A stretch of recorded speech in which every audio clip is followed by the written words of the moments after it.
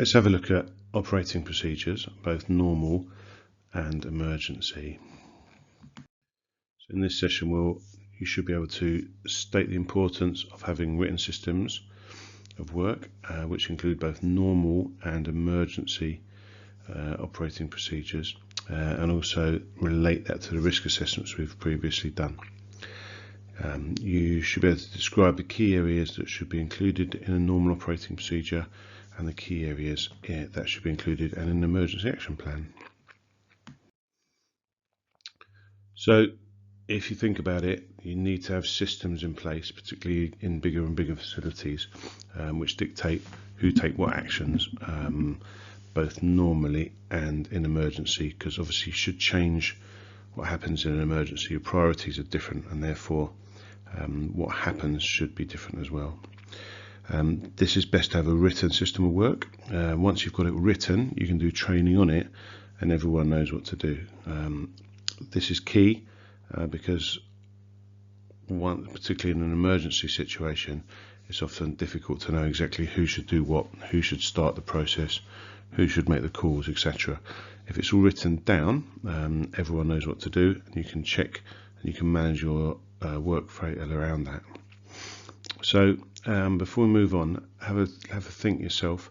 What type of things do you think should be included in a normal operating procedure, and what do you think should be in an emergency action plan? So in a normal operating procedure describes what happens in the working environment where everyone is normal, and therefore they'll apply most of the time. So think about your workspace if you have one, or where you intend to work. Think about what areas should be included in that. This is what you might have had. So generally it starts by detailing the size, the layout, the position of fire alarms, etc., so everyone can learn those.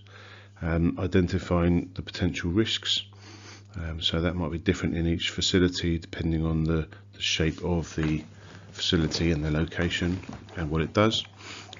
Should understand who deals with the public, what rules and communication methods are undertaken, how customers looked after, what staff duties there are and what responsibilities everyone has.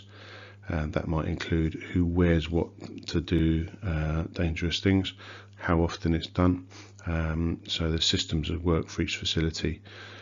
So everyone knows that this is what happens, this is how often it needs to happen, this is when it happens, this is who does it, to maintain a highly efficient facility. Operational systems, detailed work procedures, particularly important are things like opening and closing checks, make sure everything's in place, everything's turned off overnight, for example, and cleaning, how often things are cleaned, who by, what you need to wear to ensure you're safe whilst you're doing the cleaning. Do you need to shut the facility down in order to do the cleaning? All of those things. A system for first aid training to ensure everyone is first aid trained regularly and their qualifications up to date. Everyone knows where the supplies are. There's a system in place for ensuring that supplies are not run down. Testing of emergency alarm systems and maintenance, and what happens when you have outside people here that are not your normal members. So all of those things are included in a normal operating procedure. In an emergency, though, obviously the emergency is the priority. So things that might be an emergency procedure, they might cover things like a bomb threat or necessary evacuation, a gas leak, a fire, some kind of situation where there's been a death or a serious injury, are all covered by an emergency action plan. So obviously these are times of stress. If everyone knows whose job it is to do what, it massively helps the right things to happen. You can be in a position where lots of people are stressing, lots of people are well intentioned, but no one does the simple things that need to happen. No one turns the tap off, no one phones the right people, etc. But having a procedure in place ensures that everyone knows, right, that's my job, that's their job. So things like fire marshals, things like who initiates, who rings the alarm, what to do during the procedure, and also what to do after. You may need to record things to RIDDOR, record them in the incident book, etc., etc. So they cover what to do in situations like a bomb threat, an evacuation, a gas leak, a fire, or any other emergencies. Obviously don't do now, but when you get into workplaces, have a look through some normal and emergency action plans and risk assessments, and you should be able to see there's a pattern about who does what things.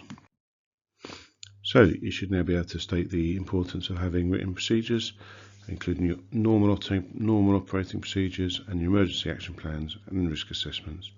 You should be able to describe the key areas including in a normal operating procedure and in an emergency action plan.